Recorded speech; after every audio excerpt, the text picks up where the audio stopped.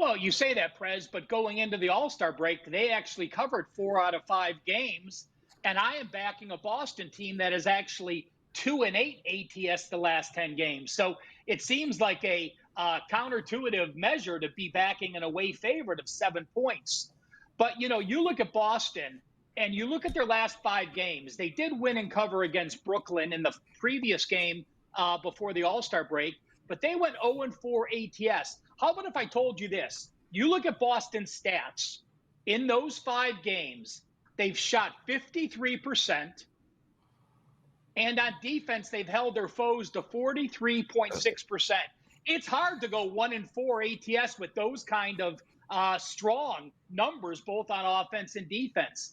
But you look at Boston, they were a 19.5-point favorite to Memphis, 11.5-point favorite to Atlanta, a 17-point favorite against Washington, 8-point favorite against Miami, 8.5-point favorite against Brooklyn.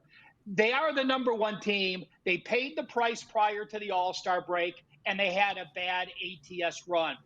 But I look now at them being refreshed. I look at them. They are a top 6 3-point offense. They are a top 6 3-point defense percentage-wise.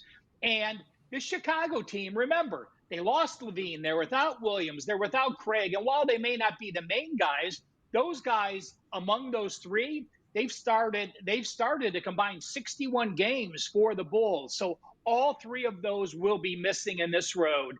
And while I didn't think Tillman was going to be a big addition to the Celtics, I'll tell you what, you read some of the quotes from Mazzulla, he's talking about how this center is going to be a great backup for us. He's high skilled. He's a great defender on the pick and roll. And they're so happy to have him. They picked him up from Memphis.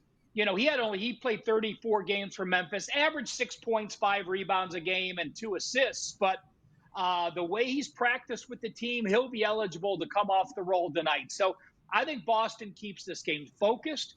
I think we do start seeing the Bulls a fade, although that hasn't been the case here.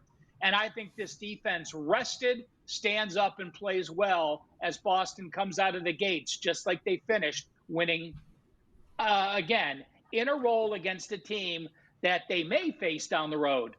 You talked about the failures of teams with 4 more wins going into the coming out of the break, and their track record of failure in that first game back. You talked about how Boston has been an overvalued commodity for weeks, just 2-8 against the spread, despite the fact they're winning ball games. When I look at Chicago, all this team does is hang tough. I mean, the Bulls don't let go of the rope very often. Once in their last 13 games, they've lost by a double-digit margin. Do any of those concern you, or is this just Boston's a better team, bet them out of the All-Star break? Absolutely, Teddy. I am very conservative out of the All-Star break. The first day or two, I am not one to fire away plays. So all of those things are a concern because you never know how people react. But, the other thing I looked at is there was positivity for the Celtics. There are times when your star players go to the All-Star game, have a great game, talk about it, laugh, and say it was a great experience. And the Celtics players talked about that, how well they played in the game and they won.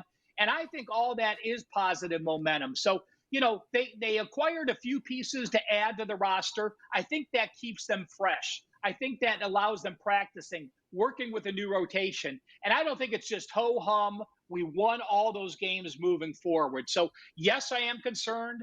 Obviously, Boston has not laid less than 7 points in any game since going to Dallas on January 22nd. That's 30 days of action without laying less than 7 points. So you clearly are going to be paying a premium with the Celtics. Again, not a strong selection for me post All-Star break, but clearly with what I've read from both sides in the papers going into this game, my clear opinion is still on the Celtics.